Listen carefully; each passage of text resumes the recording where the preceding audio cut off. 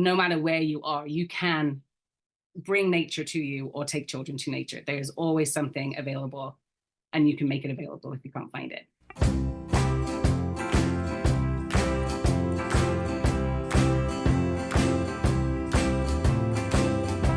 Hi, this is Rusty Keeler, and you're listening to the Play Nature Podcast, where we talk about play, nature, playing in nature, and the nature of play.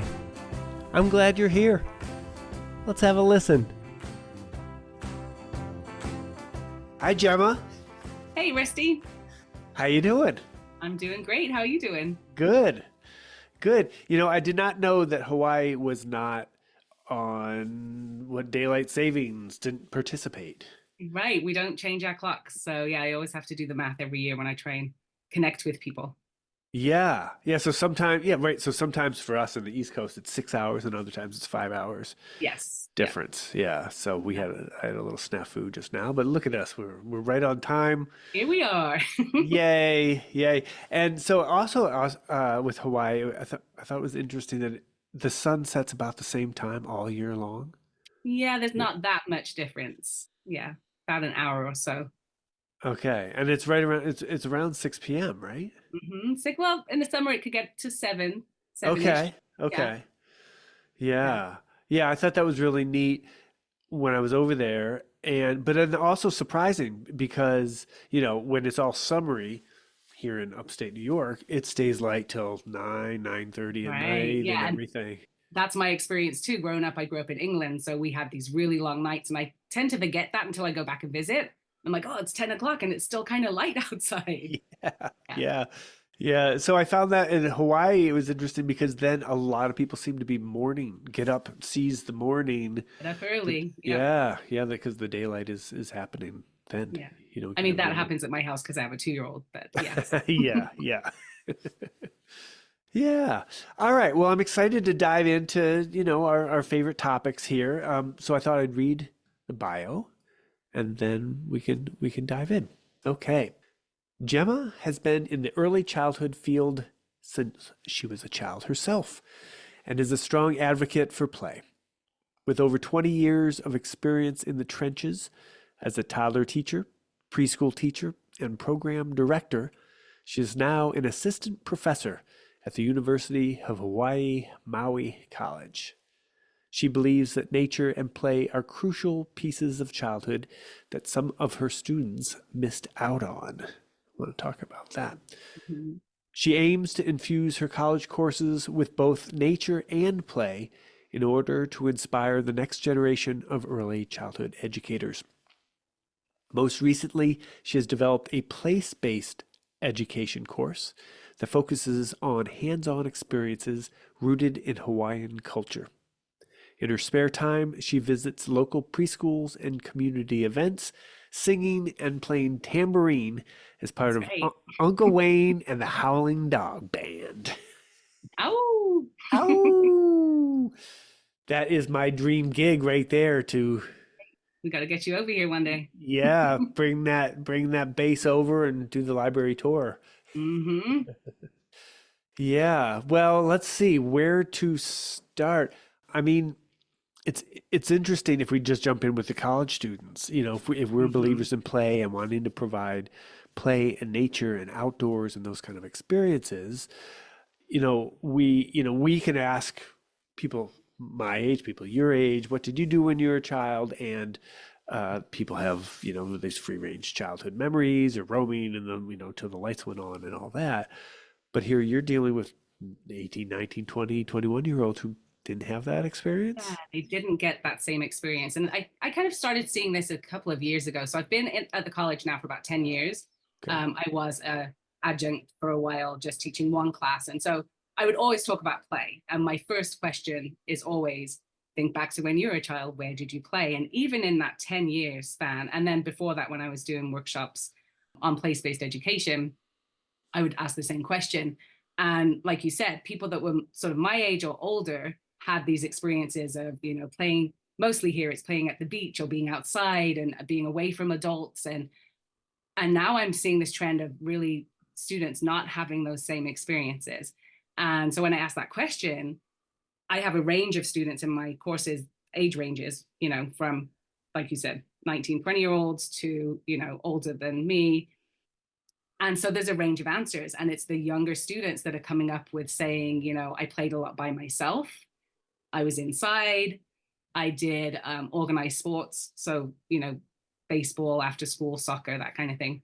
And they didn't have these same rich experiences that maybe you and I had, being outside, being on our own with a group of kids, ranging in ages, running around and coming back when the streetlights turn on. They just didn't have that. And so I realized, here I am trying to teach them about play-based learning or play in general, and they just haven't had those same experiences. So I need to infuse my courses with more of that so that they can get some of that play and nature.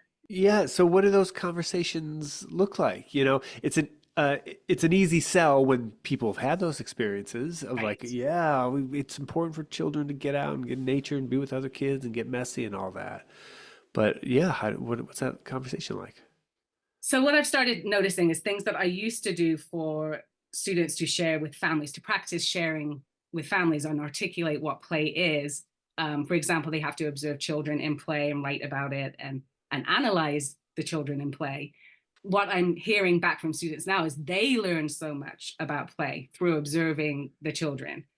So I think observing children, getting real world experiences with children that many of them don't have yet, is one of the ways to highlight that play, but also to bring it into the classroom and to do activities that are joyful and playful and present materials in the same way that I would with children. Playing with them, playing with the college Playing students, with letting the them. college Yeah. students play, and just feel Yeah. that kind of free play. I was going to say last week we were on campus and they were running around doing a scavenger hunt for a nature-based class that I was teaching, and they ended up climbing trees and picking flowers and running around. So giving them those experiences, and we all laugh and we all connect in a much deeper way when we have those playful experiences with the student. Uh, yeah, yeah. It's like something else can bubble out of Yeah, who they are besides being in the classroom and working hard and having yeah. conversations. Yeah, very different if you're up in a tree or picking flowers. That's interesting too. I like that idea of them watching, like learning, learning from the next generation, learning from the young generation about play. Yeah, I really value students having service learning. So I try and incorporate that in my classes where they go and do 20 hours in a local program and reflect on those experiences. And then we also have our two practicum courses where students actually are immersed in the classroom, in a classroom setting for a semester, and then have assignments and activities that they do with children in that setting. Yeah, yeah, being right in there. Yeah. Huh. Does anyone ever feel sad, like when they see the freedom and joy that children are having in front of them, that they can't relate to it, or I've never had that experience. I haven't had any students share that experience. I feel sad for them, but I yeah, haven't had yeah, them express that sadness. yeah. I mean, it's such a joyful, thing to be observing, to watch children play, so they can Yeah. be swept in that, and then it is interesting. Just the play itself is like this. It's like this. I feel like it's like water, like light, like energy. That it's Mhm. just it's always if you give it the right ingredients or the right space, that it will flourish. It can Yes. come out even in college students climbing trees on campus and Right. things like Right. that. Huh. Okay, so they're getting their heart and mind around just play and supporting that, and then bringing the nature thing. How did you get on the belief of natural experiences for children?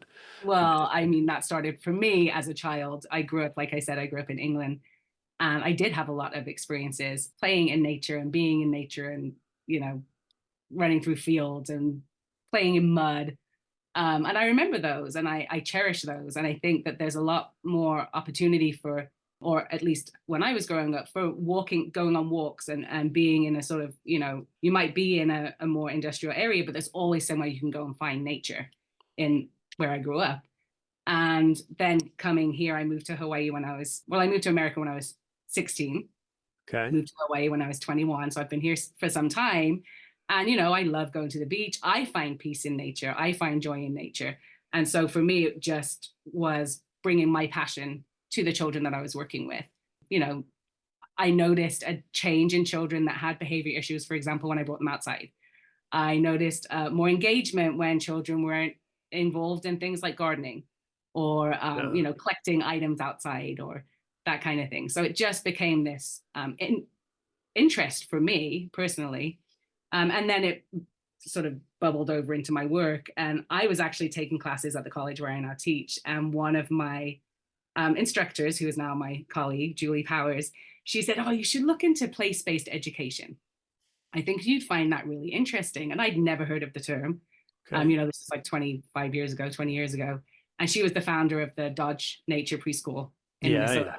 Yeah. Yep. And Love, so love that place. Love it. yeah, so that was the first thing I looked up was, okay, Dodge Nature Preschool, let's look at that. Yeah. And so then that just started me sort of my journey into learning about forest schools and nature play. And then that led to risk taking and the benefits of risk taking and having these outdoor natural environments that really provide those affordances, right, for children to participate in that type of play. So that's kind of where my journey sort of evolved into being interested in place-based education. And then being in Hawaii, there is such a rich culture that is vibrant here with the Native Hawaiian culture, and you can see it in places. And I just felt like being here, children that are here, they need to know this. This is where we are, and this is the land that we're on, and this is how we need to teach children to care for the land in the future. To get to know where they are, where they live, to know where they are, yeah, where they live, where the history, the culture, the mud, yeah, the leaves. Well, it's interesting, even like to be inspired by, say, Dodge Nature Center and the forest schools and things. And we love that stuff and want it. But then the idea of thinking, oh, wait, that's not where we live. We don't live in the, you don't live in the forests of, is that Minnesota, St. Paul? And, but how do you take those ideas and translate it into where you do live? And right. I know for me that idea inspired me a long time ago when I was kind of making the switch from playground equipment, where you're designing stuff that people could buy anywhere, pick it out of a catalog and, wherever you're at, whether it's Minnesota or Hawaii or Alaska, Florida, anything. And, of course, for me, that was exciting in the beginning of like, oh, I'm, designing things and learning about play and development and everything. But then it was like, wait a second, I kind of I stopped liking that idea of everybody gets the same thing. And then it started thinking, stopping liking the idea of just like, what culture is that then? And then you think about our American culture, whether it's Denny's or strip malls or, what are the things that are kind of everywhere that are almost non-culture, but beneath that, everywhere, there is history, there is the earth, there is culture, and how do we tap into that? How do we learn and then bring it for the next generation, right? Of children, and I love that idea about them getting to know, even in their fenced-in backyard, right? Getting to know what are the trees, plant some of the local trees, bring in some of the the elders, and so anyway, that's my love. I love that idea of like getting to know where, that REM song of stand in the place where you live. Oh yeah. Right? Yeah. And so like, okay, how do we do that? How do we place children in the place where they live? And so, yeah. So how do you do that where you are? Yeah. So that journey for me began when I was at UH Mono, a children's center. So I worked at the children's center for some time. I was actually an intern there. And my very first day as an intern, the director, who's Wayne Watkins, Uncle Wayne, at the time, he picked me up and he said, "Oh, they're on a learning trip right now, so I'm just going to drop you off with them, the group of children that you'll be with, and you can go find them. They're down there by the stream."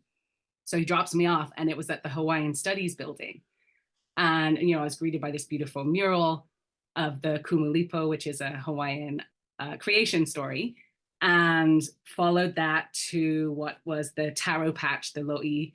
This, the kalo was growing, and it was just so beautiful. And then I could hear children in the distance. So I walk along the taro patches, find the stream, walk along the stream, and there they are. And they were learning about the flow of the water and how the flow of the water enters into the taro patches and then goes back to the stream. So it's a very sustainable way of farming.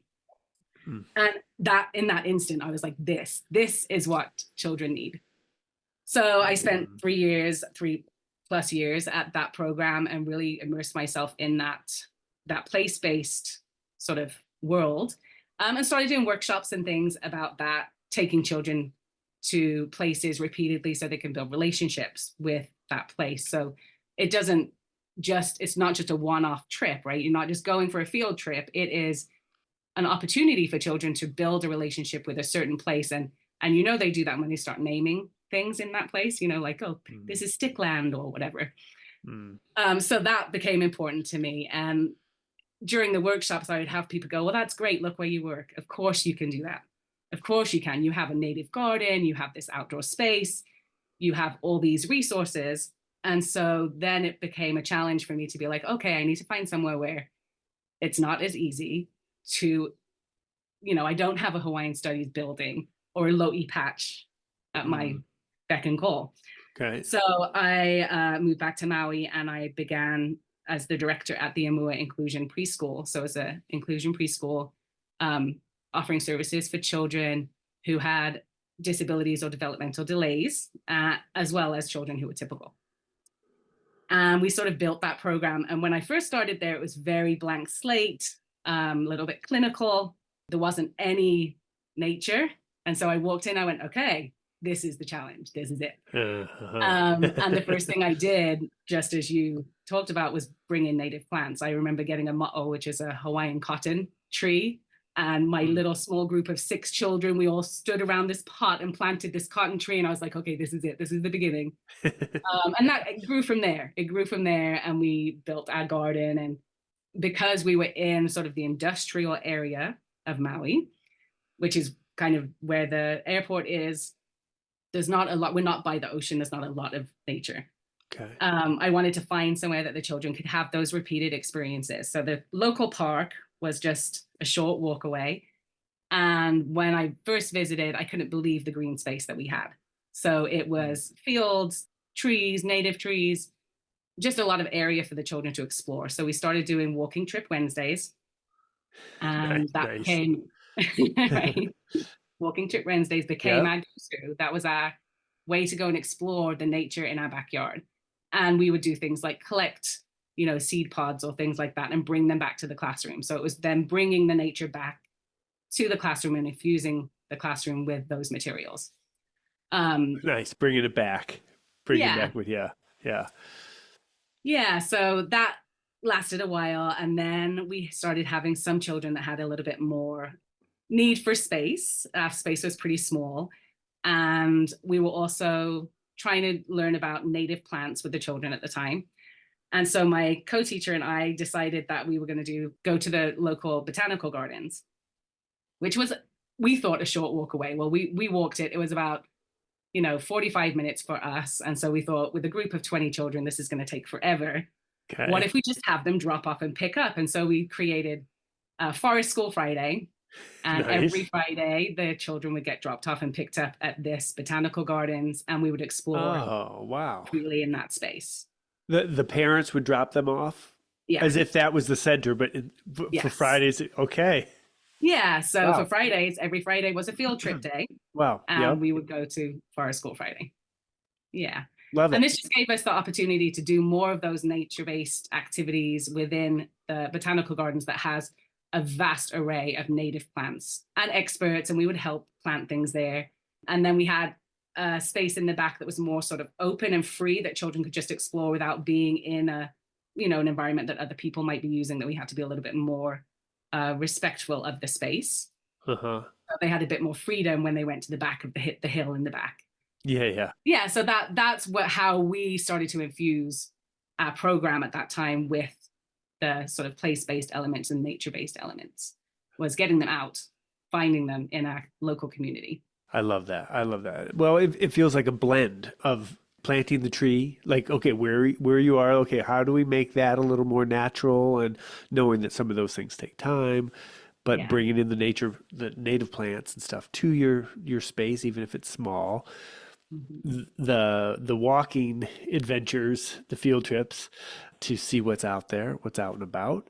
I have a friend who runs a nature program, a free ranging nature program, Adventure Walkers. Nice. Shout out to Jim. And so it's that kind of thing of like, all right, we're going to go on our adventure walk. And then I love the idea of bringing things. You're bringing things then back to the classroom that have meaning, you've had experiences with them, whether it's seed pods or leaves or special Yeah. rocks and things, and then that becomes a part of their textures and yeah, be part of their experience. I like that head, hands, and heart. Mhm. They're having relationships with just the objects of the place, and Right. then to be able to go in a more even immersive environment of the botanical gardens and everything there. Yeah. Yeah, so I mean, so other people people listening, those three things seem very doable. Not everybody can walk to some of that stuff, but certainly there's ways to do that. Thinking about those things. Yeah. And I think that's the key that I try and help my students to see is that no matter where you are, you can bring nature to you or take children to nature. There's always something available and you can make it available if you can't find it. The idea of place-based education being a mixture of the environment, right? So we're out in nature, children are building this relationship with nature, they care about it. That is how we're going to create this sustainable future for our natural environment. And then the relationships, that part is so crucial, building relationships with the land and having those repeated experiences, like even if it's a tree that you go visit, that becomes your class tree and you watch it change through the seasons, because we do have seasons in Hawaii. There's only but we do have them. And then the environment, the relationships, and then the culture, bringing in those native plants and the stories and songs that go with them. And so that was sort of my workshops were about these three elements of place-based education. But it wasn't until I actually started teaching the place-based course at the college that I really realized how intertwined those three things are in Hawaiian culture in particular. So I co-teach this class, right? So this place-based education course that was developed by myself and my teaching partner. Her name's Aubrey Matsuda, and she is a Hawaiian studies teacher. So she brings the Hawaiian cultural element, and I bring Yes. the early childhood element. Oh, wow. Okay. So as we co-created the course, I remember once I was lecturing. So I lecture one week, she did the second week, and then we go on field trips to certain places that have cultural significance. And Okay. so, for example, say our topic is storytelling. She might come in and talk about the importance of the mo'olelo, the stories of Hawaii, the oli, the chants, the mele, the songs, and the hula, the dances, right? So all of those are the storytelling culture that really is here in Hawaii. And that goes back. It used to be an oral tradition. And then the following week, I'll come in and say, and these are the ways that you can connect these Hawaiian stories, songs, and chants with the children. So you could do puppet shows, or you could do felt board stories, or Uh, here are some stories that are appropriate for children, because not all of them are. okay. And Yeah. then we'll go to a place that really lends itself to storytelling. So there's a place that we go called Kailoko, and they tell the story of Maui. And Maui slowed the sun. It's a common story that you hear here. Part of what he had to do was collect cordage and create this cord to lasso the sun's rays. Ooh. Okay. And the story goes that actually it was at this place, Pailoko, where he collected that cordage from the coconut trees. So it all kind of Wow. connects, Wow. right? Wow. Yeah. And we do that with lots of various topics throughout the semester. So we go on about 7 huaka'i or field trips. Huaka'i means like journey. So we journey to 7 different places that are culturally significant. And so I was lecturing in one of the classes. And I kind of could see Aubrey's face, like looking a little quizzical. And I was talking about these 3 elements. And in that moment, I realized that those 3 elements are inseparable in Hawaiian culture. So the environment, the relationships, and the culture, they're not 3 separate things. It is all one thing. Ooh. And that was just a moment for me where I was like, oh, okay, this is why we needed to co-teach this class, right? I couldn't have done this. I'm not a native Hawaiian. I don't have that cultural worldview, the Hawaiian cultural worldview that she has. And I was coming at it from this real westernized sort of lens. Yeah. But really from this indigenous perspective, all of those three things are one. You can't separate the relationship from the environment. That the environment is your ancestor. That is your sibling. That is your family. That's where you come from. So it really gave me this deeper understanding for place-based education. Wow. Okay. So it's, I always think about children and nature as children are kin. Like, Mm-hmm. like I think for me, when I observe children in nature, it feels like they feel like familiar, like family of the Of that family. place. Yeah, of the place, and that we are family, with the squirrels, with the sand, with the waves, and there is that connection. And then maybe as adults, we break away and we get into just the human world or our and yet we're still connected. Right. We are connected, but we can be disconnected. But that idea of consciously reconnecting. Mm-hmm. Yeah, and there's a lot of stories in Hawaiian culture that really highlight that. So one of the first stories that we talk about is the story of Haloa. And Haloa was the first kalo plant. So the story goes that Papa and Wakea had a child, and then Wakea is the sky god and Papa is the earth god. And they have a child, and that child then has a child who becomes the first human, but that child was stillborn. And so they plant or they bury the child, and from where that child is buried, a plant emerges, and it's the first taro plant, kalo. Wow. And then they go on and they have a second child, and that child becomes Haloa, and Haloa takes care of the kalo plant, and then in turn, kalo plant feeds Haloa and his family, and that was Haloa is the first Hawaiian. So that story is a reciprocal, we take care of nature and nature takes care of us type of story, which is what better message to share with children. So beautiful. That is so beautiful. It made me a little sad feeling the cultures that are disconnected from that.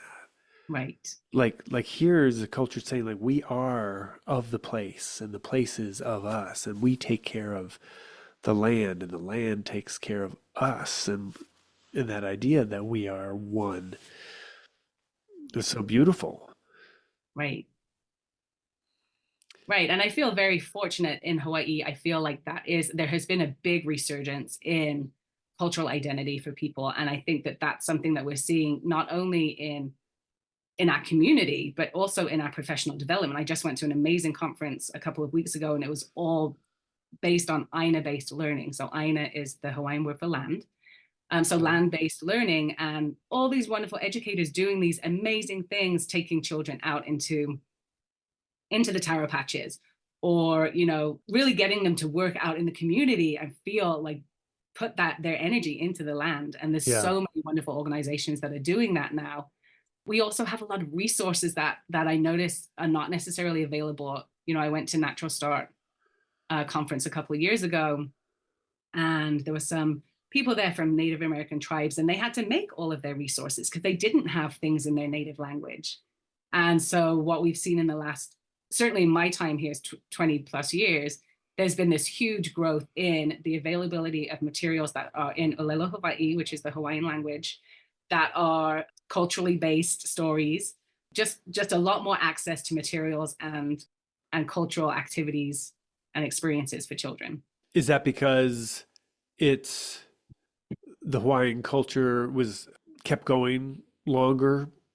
It's not than on the mainland of native cultures. Yeah. It could be that could be part of it. I also think that we have Punana Leo, which is Hawaiian immersion preschool. Okay. And Yeah. Hawaiian immersion preschools have really helped with the resurgence of the language. So there's a lot more native Hawaiian speakers thanks to these pretty amazing preschools. Wow. Wow. Yeah, I was just talking to a friend in New Zealand, and he was saying with the Maori and a lot of similar things of place-based and the language and everything, but he made a connection with the Hawaiian education system as being kind of parallel. Yeah, yeah. Actually, Punana means language nest, and that's the name of the Native Hawaiian language preschools. And it was modeled after the Maori programs in New Zealand. Oh, okay. Yeah, Okay. yeah. There's a lot of parallels. It's amazing. Yeah, I did some traveling in New Zealand some years ago, and I'm looking forward to hopefully going to the IPA conference and seeing you over I know, there. me Yeah. too. That's why I'm excited about it. Yeah. Yeah. And I was really blown away and inspired and amazed by the connection to the Maori Yeah, culture and beliefs and language and not just bringing it in. First of all, I mean, yes, just bringing it in is a good thing, but then there's such an honor and respect for it as right. well. And that went along with it. And trying to blend it and even and learn and grow from it as a non-Maori person, but bring that into their own culture. Yeah, Yeah. yeah. And I think for as early childhood educators, for us, I think it's important because, like I said earlier, the children are here. This is where they are, whether or not they are of Hawaiian ancestry or Hawaiian blood. This is still their home. This is their land that they are living on, and Yeah, yeah. we want to build that same connection for them, and as much as we can. And the only thing that we have in common with all the children that we're with is where we are. Right. That is the only thing, the only commonality that we share 100% with everyone in our classroom is where we are in time and space. And so to honor that is really important. Wow. Wow. Yeah. Here, the place where you live, Yeah. stand in the place where we live Yeah. together. I also got to just say that idea of action with the stories and Mm-hmm. actually being able to visit the place where the the person or being picked, wove the cordage to lasso the sun. Right. Like you can go to that place and see and just what that must feel like, or what could feel like I'm going and this is where it happened and then what, that's a hero story.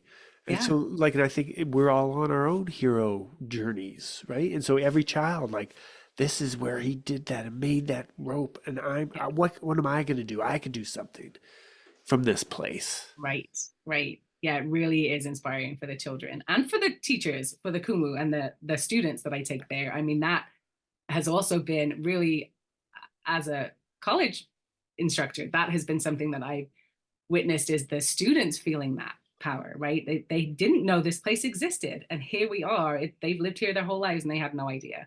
So that's some of the feedback that we get about this course too, is that students get to really learn about the land that they've lived in their whole lives and didn't know Wow. about some of Yeah. these stories and connections. Yeah. How about that?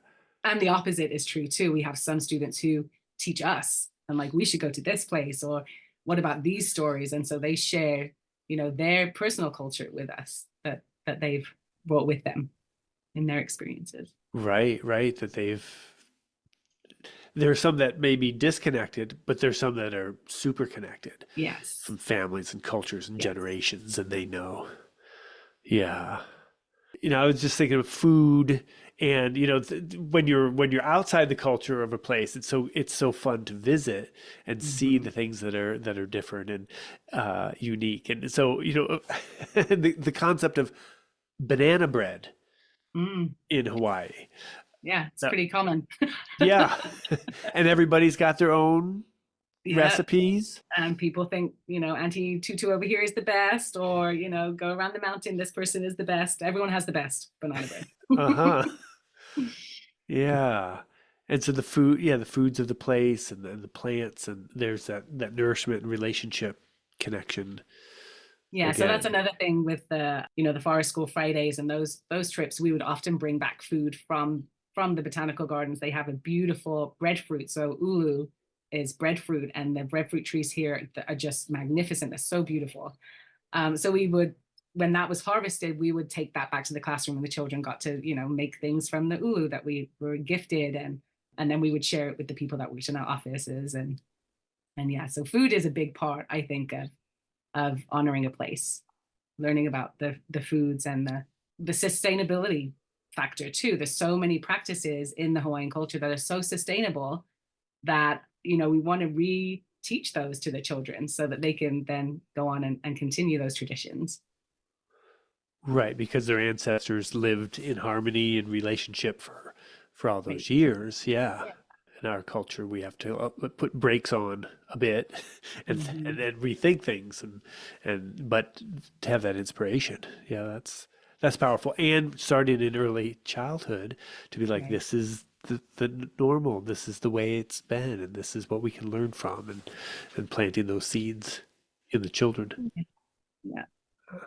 Well, maybe circling back again to people who aren't in Hawaii or, that are spread out in different places, and how can they start to think about the place where they live and how to connect their children to with those three things, the relationship, the culture, and environment.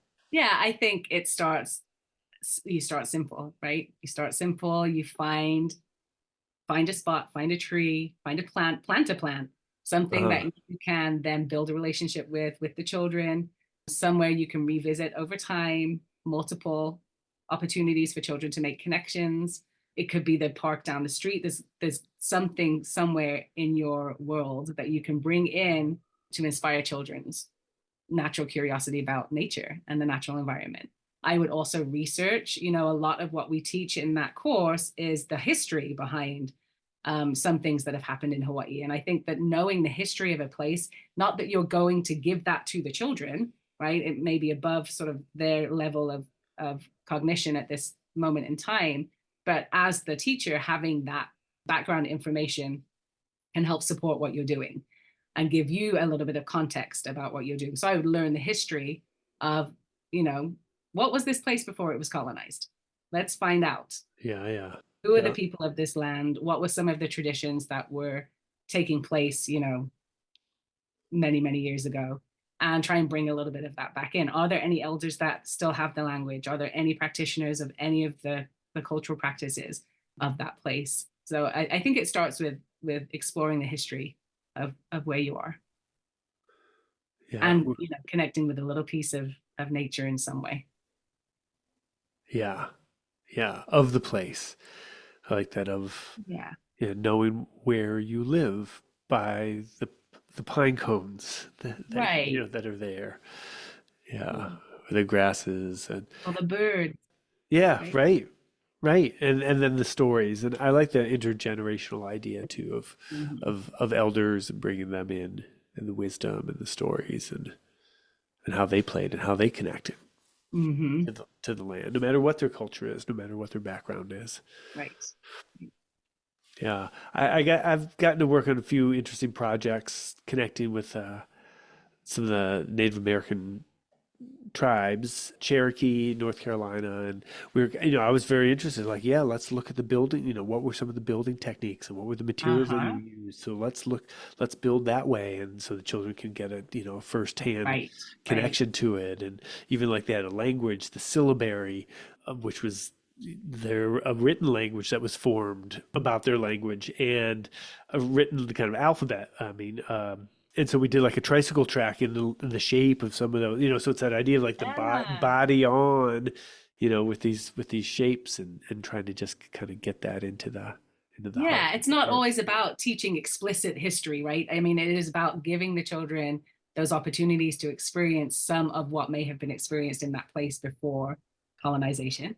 Yep. Um, and to give them those experiences of the natural materials that grow in that area to create a connection so that they then want to grow those plants, take care of that food, take care of those birds that they see, and build that relationship. Yeah. Yeah. And are there local artists that can come in and be a Mhm. part of it? And are there, stories of that place or doing animal sculptures and Right, things? right. Connecting with the community, that local community that is there, I would suggest finding out who those people are and bringing them in and connecting in that way. Yeah. Yeah. I know sometimes, early childhood educators have a lot on their plates. Yeah, And so there's a lot going on. But yeah. that idea of the community that so many people would love to be a part of projects, asking local businesses or local elders or local artists or plant Mhm. people to come in and say, hey, I'm working with early childhood people, early Yeah. young children. I'm working with young children and we'd love to have some, artwork that represents of our place, or learn about plants, or, the idea that the educator doesn't have to do it all, doesn't have to know it all. Right. Absolutely. You don't have to Yeah. be an expert in it. No, no. But if you just have it in your heart and you can start to think about like, well, who could I ask? Who are the people in my community, and to bring them in. And I've done community projects, for so many years, and you just see over and over, people love to be a part of special projects like that. Yes. Yeah. Love, They want love. to share. They want to share that culture. They want to share, they want to be a part of it, and want to, be with kids, doing good things with kids. So I always think for educators, don't be afraid to ask, to reach out and ask, and bring people in. There's a saying in the Netherlands that I always liked, that was, if you don't ask, the answer is always no. That is true. Right? So you might as well ask, and that could just be thinking about, plant people or artists or elders to come in. Yeah. Yeah. Any other thoughts or ideas, or the subject, or others? I think that this is the time for this type of education to really come to the forefront. And so I just hope that others will join in that mission to sort of create these spaces for children that are really, really meaningful and powerful for them to connect with the land. Yeah. Yeah. And I love that idea. It's everywhere. Yeah. Everywhere. Everywhere people are, there's land, there's history, there's And it's going to culture. look different. What is done here in Hawaii is not going to be replicated elsewhere because it's a different place and a different time. So, yeah. Yeah. Yeah. I love that. So there it is again, kind of peeling away from just having things in the catalog, or the way that, the Denny's in the strip mall, but like you just peel a little bit away, and there we all are in our place with grass and trees and birds and history and culture and each other and community. So I just, this idea of like, wow, imagine all the places, imagine all the early childhood centers, if they just dipped in a little bit to that and really know where they are. Yeah. Yeah, imagine that. It would be such a beautiful tapestry of unique programs, right? Uniqueness that really highlights where we are and who we are. Yeah, and forming that relationship, and I think that's the awesome thing too about like young children and nature. We said it before, but that they already feel a part of it. Right, They already right. feel like they're family with nature, and that thing too of like, it doesn't have to be huge. As an adult, we think we got to do a big thing in our yard to make it really have an impact, and actually that's not true at all. Nope. That you can do nice small things, and they make huge differences. And I remember from my own like first grade that we had a garden, regular old playground, regular old blacktop, regular old recess, but my first grade teacher had a little garden, and we went out there, all walked out together, little ducklings, and we planted stuff, and then we, weeks later came out and things were growing, and it was magical. It Right. was like, wow, this is happening here. And that was before, and my parents were gardeners, but this is almost my first memory of gardens was with a first grade teacher. And, it was probably not a very big plot, right? How big, probably very small from the adult perspective. But I just remember the magic of coming out there and just seeing the changes of the plant. Yeah, I have a similar memory, and it was sweet peas in a cup. It Ah, was literally like in a cup, but I remembered that excitement of when you saw the flower bloom, yeah, and that it was nothing. It was just a soil and a seed and a cup, and that was it. So yeah, we can create those magical moments for children, and here we are, however many years later, and we can recall those magical moments. So yeah, it is meaningful for children when they connect in that way, yeah. and their teachers connect in that way. Those Uh, those moments matter. Yes, those moments do matter, and what you choose to put in your space matters, right? I also had a teacher that fond memories of having animals in her classroom. She had all different kinds of pets, and that to me as a teacher has been something that I have always had, guinea pigs or turtles or some kind of classroom pet, because I just think it's there's just so many benefits to having taking care of animals, children taking care of animals. And I remember that from my own childhood. So yeah, giving children those experiences that were meaningful for us, I think, changes the future. Yeah. I love it. All right, Gemma. Well, thank you so much for chatting and Thank you for having sharing. me. Yeah, absolutely. And I look forward to keeping the conversation going for years and years and years. Right. Yeah. All right.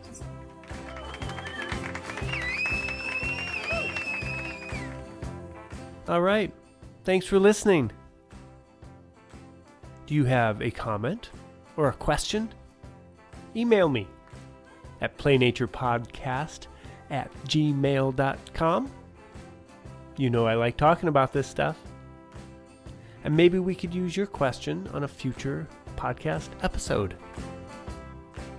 As always, I have some free goodies for you in the show notes, including my outdoor loose parts guide. Fun stuff in there.